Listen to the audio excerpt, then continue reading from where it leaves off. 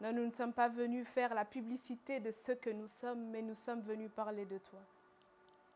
Donne-nous utiliser pendant ces instants. Nous voulons croire que c'est toi qui es l'auteur, l'initiateur, celui qui a conçu ces instants. Merci parce que tu veux faire du bien à quelqu'un. Merci parce que tu veux rappeler à quelqu'un qu'il n'est pas le problème, mais qu'il est la solution. En ton nom, Jésus, nous avons ainsi prié et nous disons Amen. Est-ce qu'on m'entend? Est-ce qu'on peut me dire si on m'entend bien?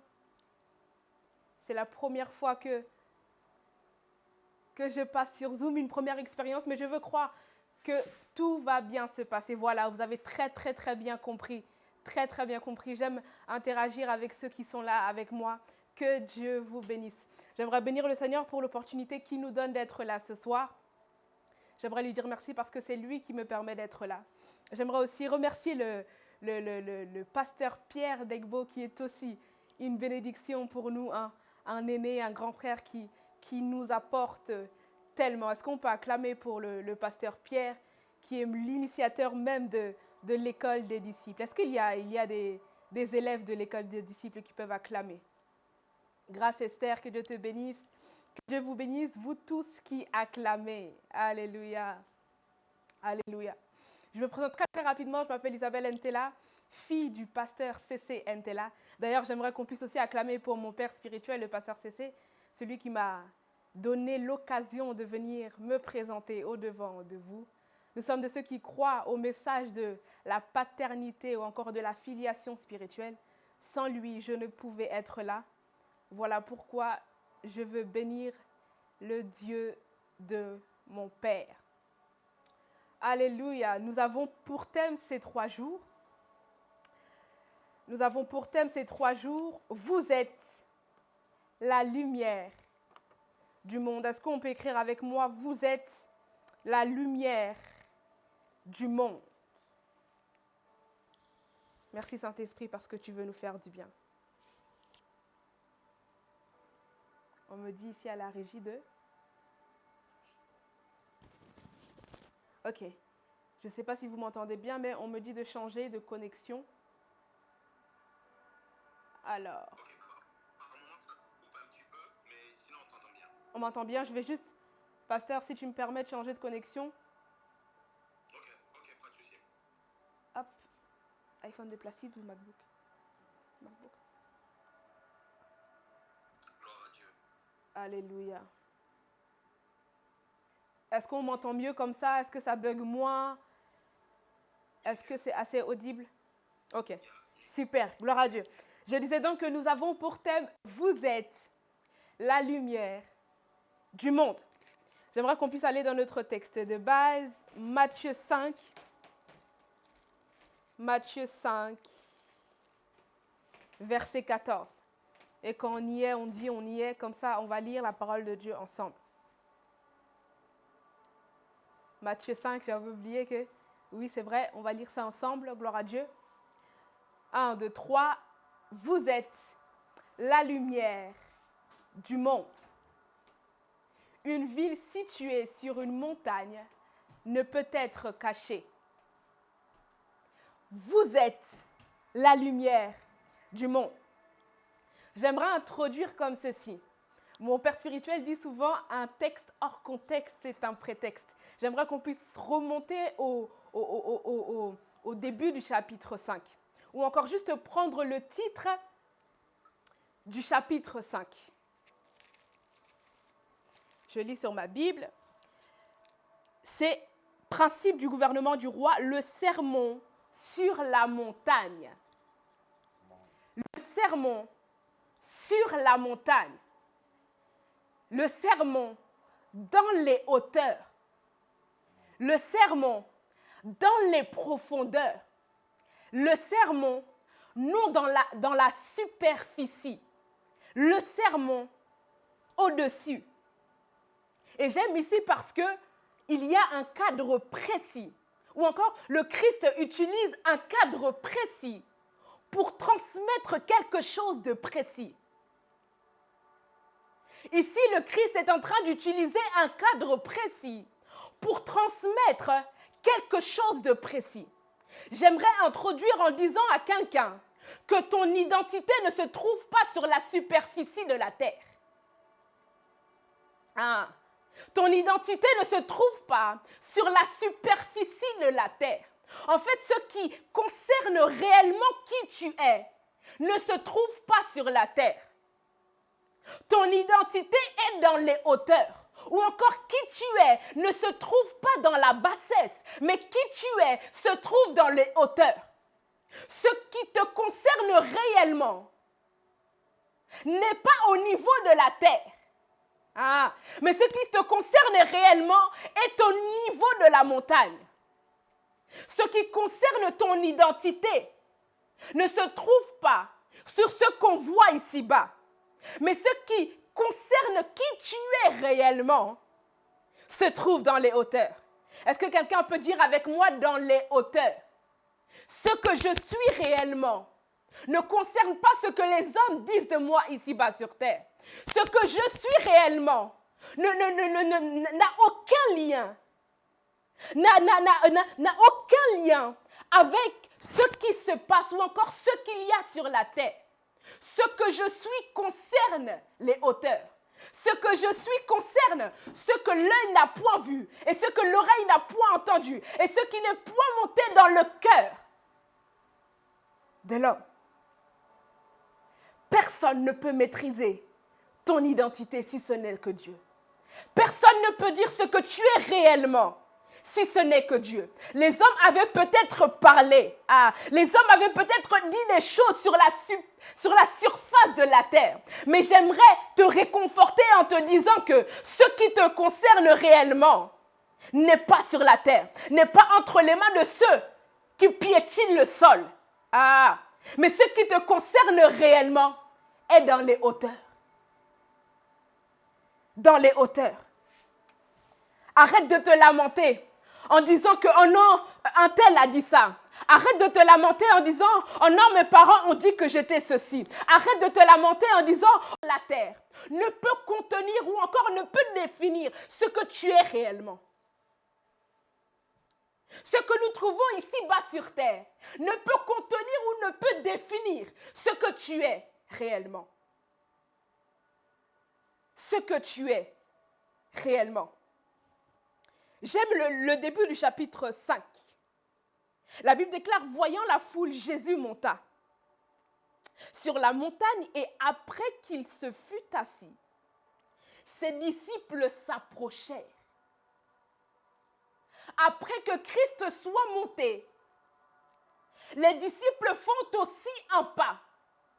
Après que Christ soit monté dans les hauteurs, la Bible ne dit pas que les disciples ont été effrayés par les hauteurs. J'aimerais dire à quelqu'un, ne sois pas effrayé par les hauteurs. Lorsque Christ décide de monter, c'est pour que tu puisses t'approcher en fait. Que les hauteurs de Christ ne puissent pas te traumatiser.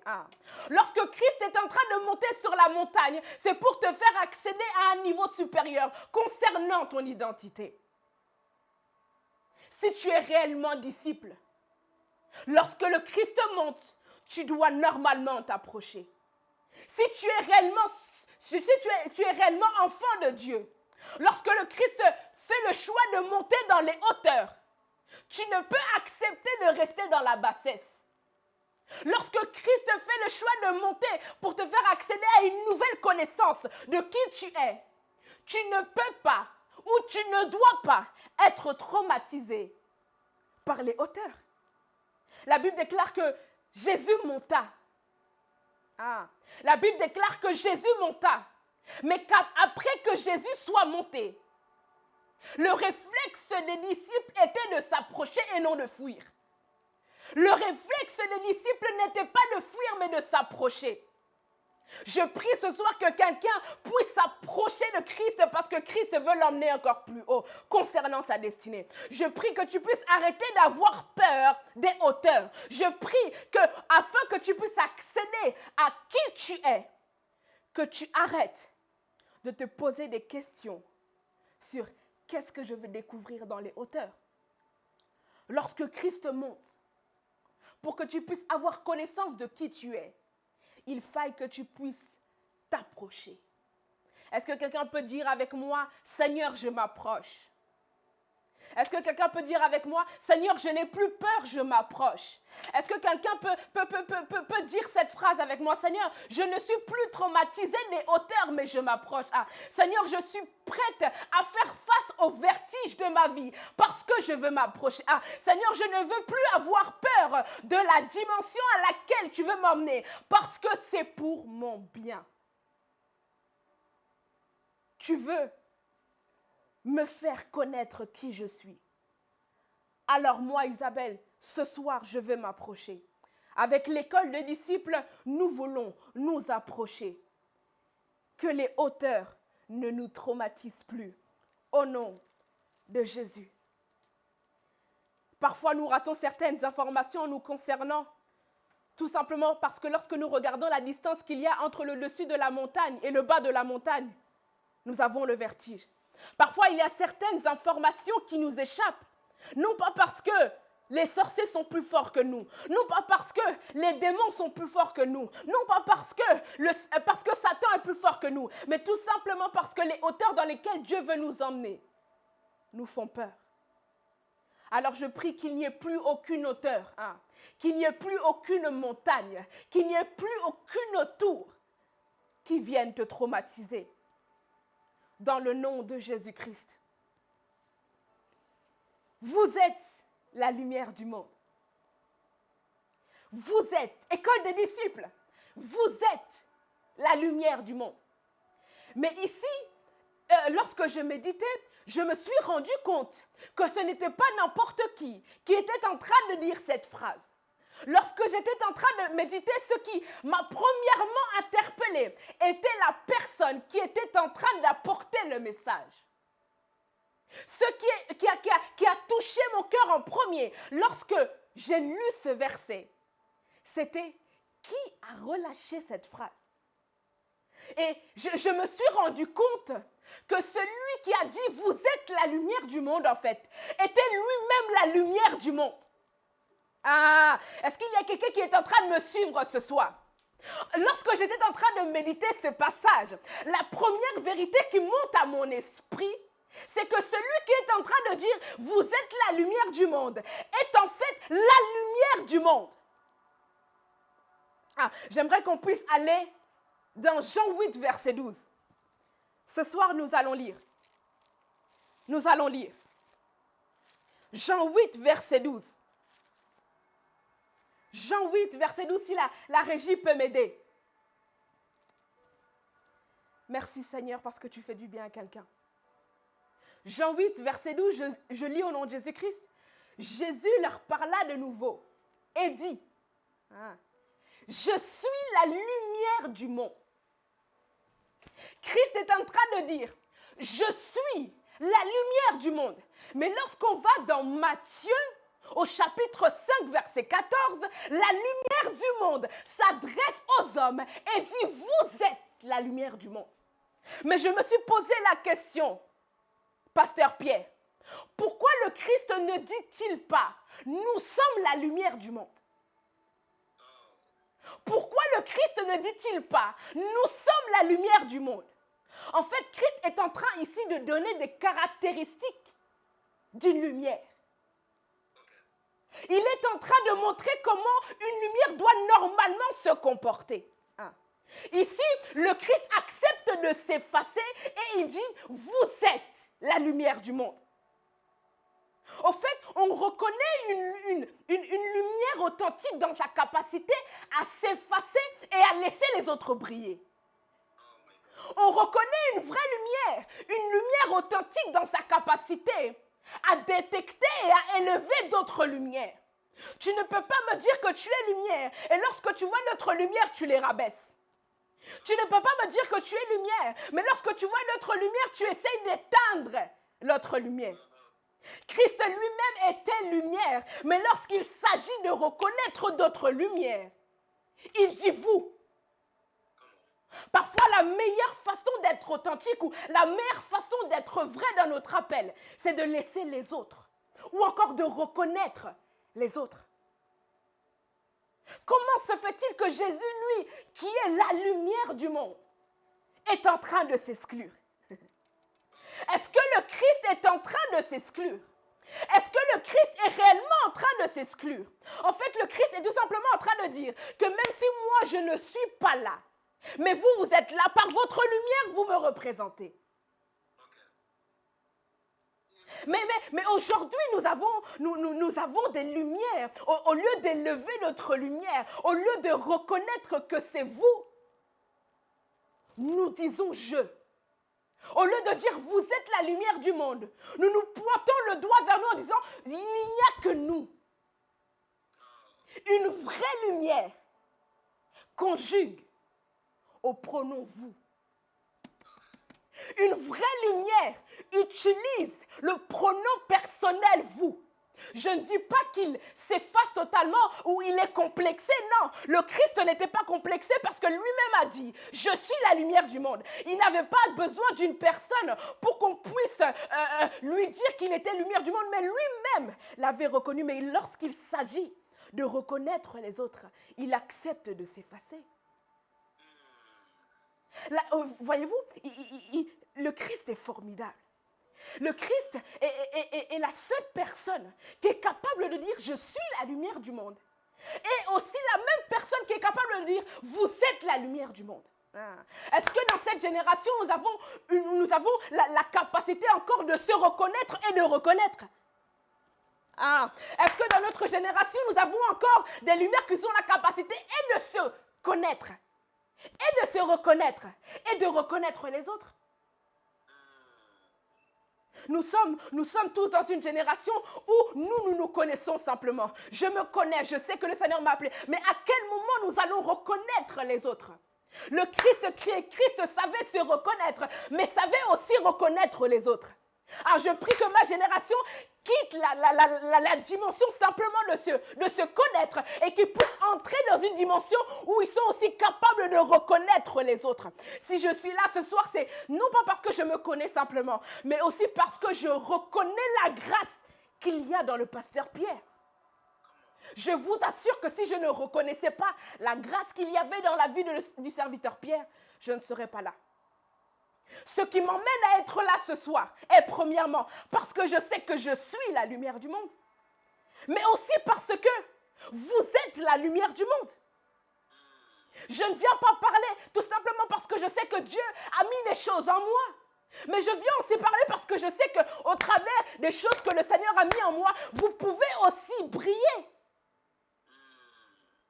Je suis, mais vous êtes aussi. Je suis. Mais Priscilla, tu l'es aussi. Je suis. Mais Placide était là, tu l'es aussi. Je suis. Mais le pasteur JSD, lui aussi est quelqu'un. Lui aussi a la grâce de Dieu sur sa vie.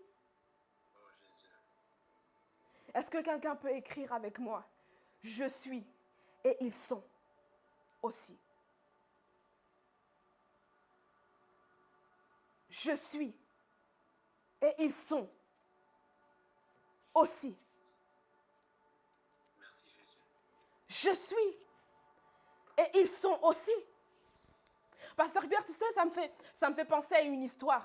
Une fois, j'étais à Paris, j'étais en train de prêcher et j'étais en train de dire une chose. Tu sais, dans le message de la résurrection de Christ, en fait, le message de la résurrection de Christ ne pouvait pas avoir un grand impact s'il n'y avait pas 3 femmes.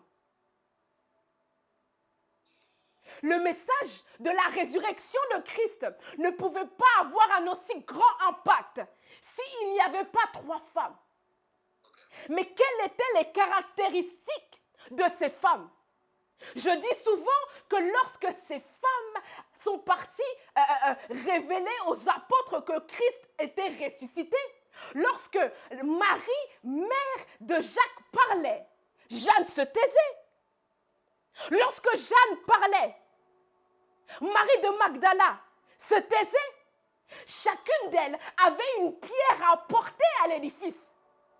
Et à la finalité, il y a eu un impact. À la finalité, il y a eu l'étonnement. Non pas parce que Elles pensaient, elles avaient l'impression d'être au-dessus de tout le monde. Non, parce que à chaque fois que l'une parlait, l'autre savait se taire. Ah, à chaque fois que l'une parlait, l'autre savait reconnaître la grâce qu'il y avait dans l'autre.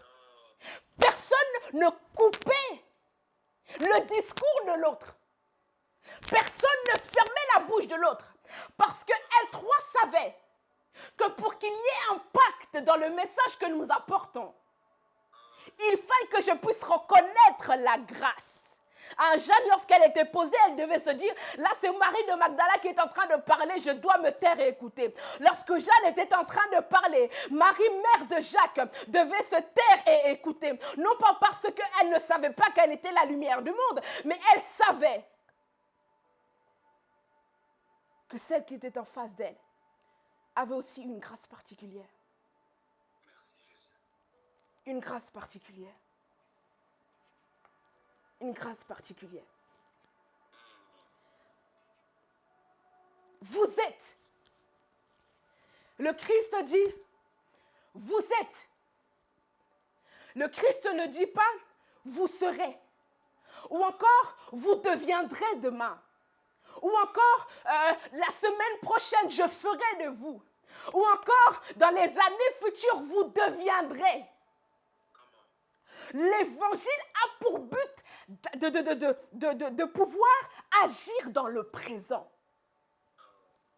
L'évangile a pour but de pouvoir changer ta personne, pas demain, aujourd'hui. Je viens dire à une personne que le Seigneur ne t'appelle pas lumière demain. Le Seigneur ne t'appelle pas lumière après-demain. Le Seigneur ne t'appelle pas lumière après-demain.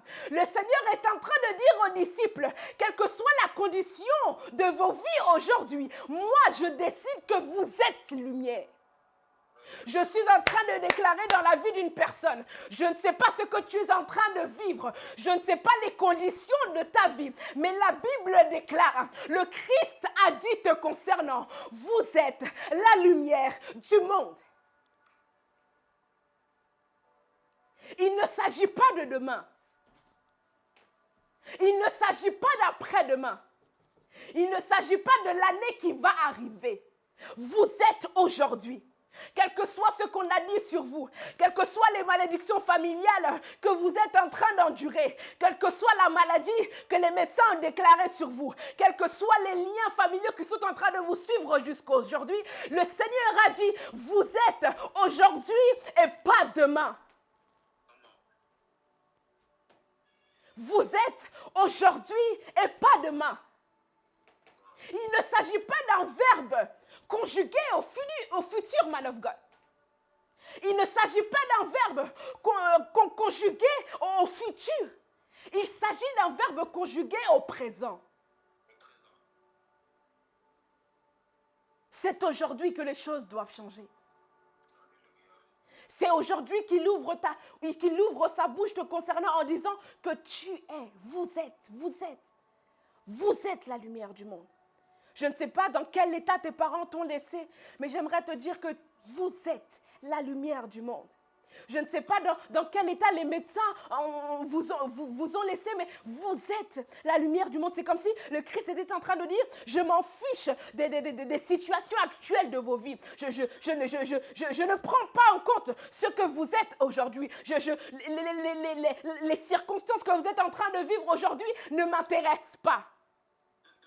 Elles ne m'intéressent pas. Ce qui m'intéresse, c'est ce que moi je dis sur toi. Ce qui intéresse le Seigneur, ce n'est pas ce que les médecins ont dit de toi.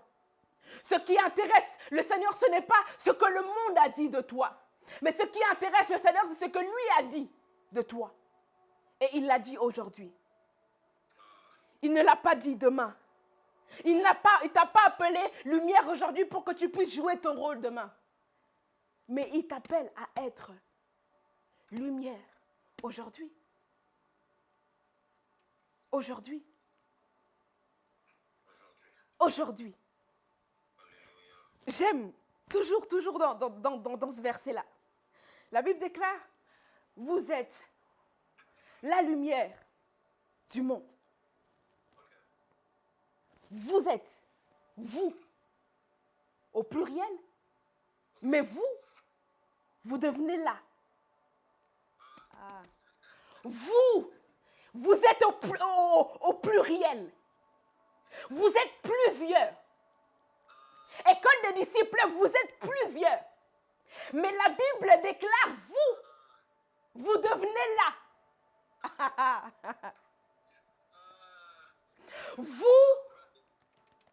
Vous devenez là. Vous ne devenez pas laid. Vous devenez là. C'est comme si le Seigneur était en train de dire aux disciples que je suis en train de vous emmener à une unité dans le message. Le Seigneur est en train de dire, vous êtes plusieurs, c'est vrai. Vous êtes plusieurs, c'est vrai. Vous êtes 12 autour de moi, c'est vrai. Vous êtes plusieurs dans l'école des disciples, c'est vrai. Vous êtes plusieurs élèves autour du pasteur Pierre, c'est vrai. Mais vous devenez là. Vous devenez là. C'est comme si, man of God, le Christ est en train de dire qu'un chrétien est égal à un rayonnement. Un chrétien est égal à un autre rayonnement. Et lorsqu'on assemble tous ces rayonnements, ça fait la lumière.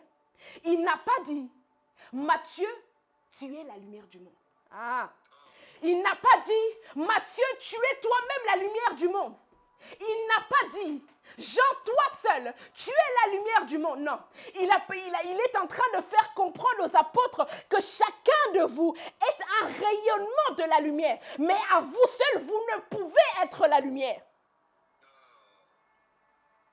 Je ne suis qu'un rayonnement du soleil. Mais de moi seul, je ne peux devenir le soleil.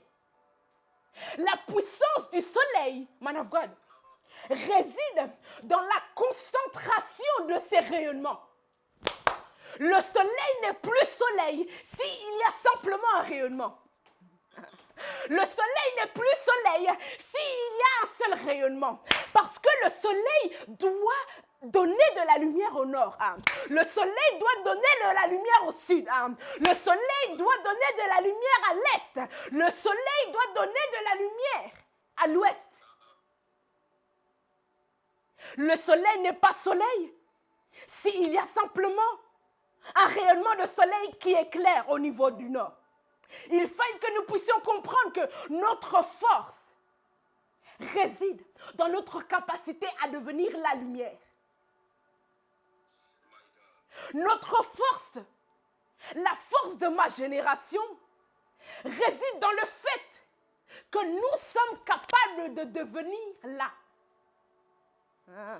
Que nous sommes capables de casser le vous et de devenir là.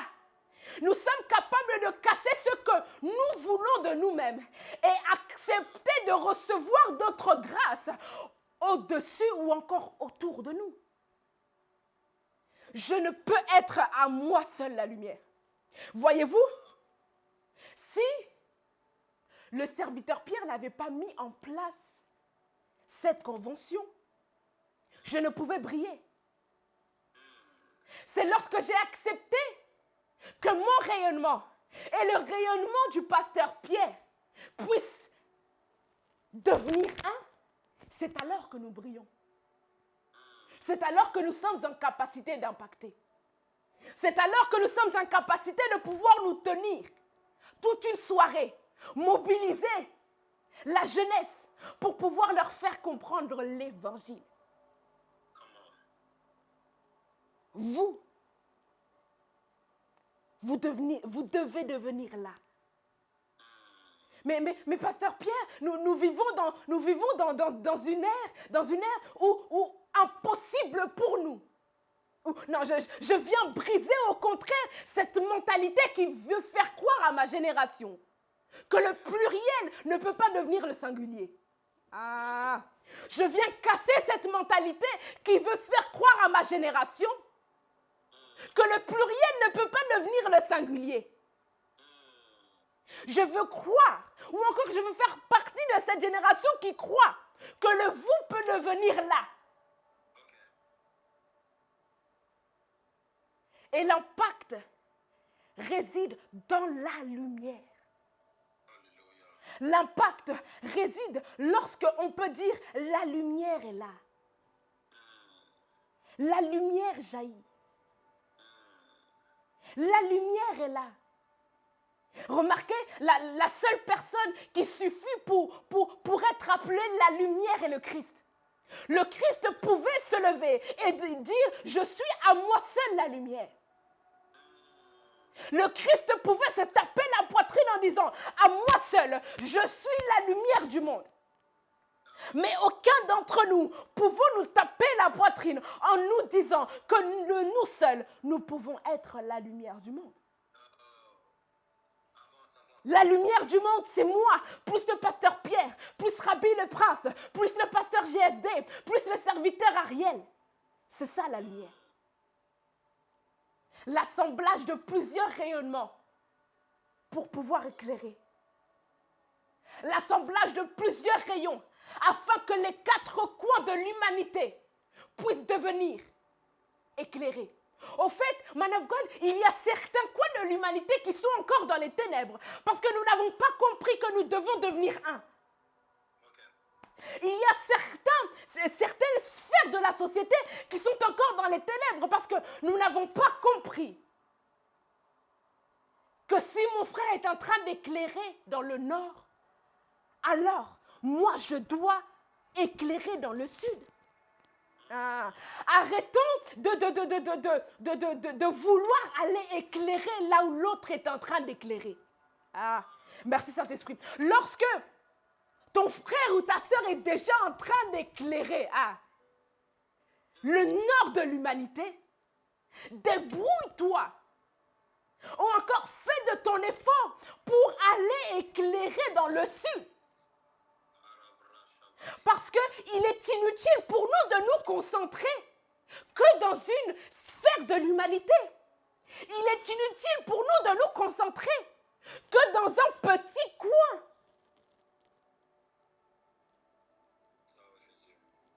Christ est en train de dire, on n'allume pas une lampe pour la mettre en dessous. On la met pour qu'elle soit visible. Moi, je dirais, on ne prend pas la lumière pour la mettre au bout de la salle là-bas. Pour que la lumière puisse bien éclairer la salle, il faille que la lumière soit positionnée dans des endroits stratégiques. Si mon frère est déjà en train d'illuminer là-bas, je dois chercher l'endroit où c'est encore dans les ténèbres. Laisse ton frère briller là où il est et va chercher là où Dieu veut que tu puisses briller. Parfois, les ténèbres ont raison de nous. Parce que lorsque notre frère est déjà en train d'éclairer, nous venons et nous éteignons sa lumière. Parfois, les ténèbres ont raison de nous. Non pas parce que nous n'éclairons pas, mais parce que lorsque notre frère est en train d'éclairer, nous sommes nous-mêmes les personnes qui viennent éteindre la lumière de notre frère. Mais si mon frère est en train de briller, je le laisserai briller. Est-ce que quelqu'un peut dire avec moi, je veux laisser briller mon frère. Je veux laisser briller mon frère.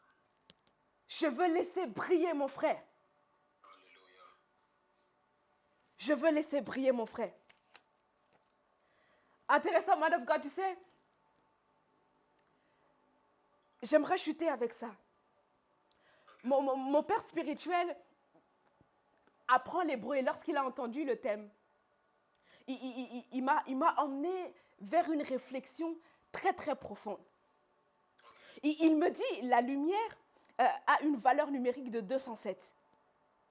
207, on va calculer, pour un peu de temps. 207 égale 137 plus 70. Et il me dit, 137, c'est reçu. Et 70, c'est le mystère, le secret. Et j'ai compris par ça que lorsque le Christ est en train de dire aux disciples, vous êtes la lumière du monde, il est en train de leur dire, vous êtes ceux qui avez reçu le mystère pour aller le transmettre au monde. Vous êtes ceux qui avaient reçu le secret pour aller le transmettre au monde. Il ne dit pas que vous êtes la lumière d'autre chose que le monde. En fait, le monde manque quelque chose. En fait, il manque quelque chose à l'humanité. En fait, il manque une partie à l'humanité. Et j'aimerais te dire que la personne qui a la suite ou encore la partie que le monde recherche, c'est toi. Tu es la lumière, c'est-à-dire que tu es la personne qui a reçu le mystère. Tu es la personne qui a reçu le secret. Tu es la personne qui a reçu ce que le monde n'a pas reçu.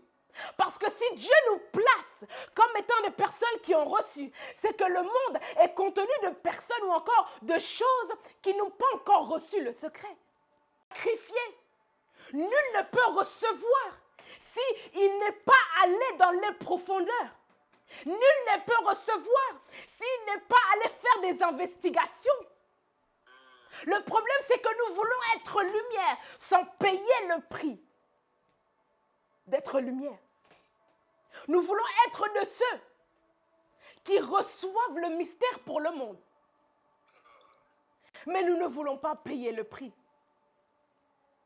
À combien de fois notre Père spirituel nous a appelés aux enseignements? À combien de fois notre Père spirituel nous a emmenés à des temps de prière? À combien de fois le pasteur Pierre a dit venez, nous allons chercher Dieu? À combien de fois nous avons fui les temps d'intercession? À combien de fois nous avons fui les temps de sacrifice? Nul ne peut recevoir s'il n'est pas allé chercher. Nul ne peut devenir une solution s'il n'est pas allé chercher. Le pasteur Pierre disait que tu n'es pas le problème, tu es la solution. Mais tu peux devenir le problème si tu n'es pas allé chercher ce pourquoi tu deviens la solution. En réalité, tu n'es pas le problème. En réalité, tu es la solution pour l'humanité. Mais tu peux devenir le problème lorsque tu n'acceptes pas. Il ne s'agit pas de nous, mais il s'agit de Christ au travers de nous. Afin qu'il puisse glorifier. Je prie que ma génération puisse comprendre que je suis lumière, afin qu'il puisse glorifier. Je suis lumière, c'est vrai, mais afin que le monde puisse voir le Seigneur au travers de ma vie. Je prie que ma génération puisse comprendre que le message de la lumière a pour but de glorifier Jésus-Christ de Nazareth. Que le Seigneur bénisse sa parole.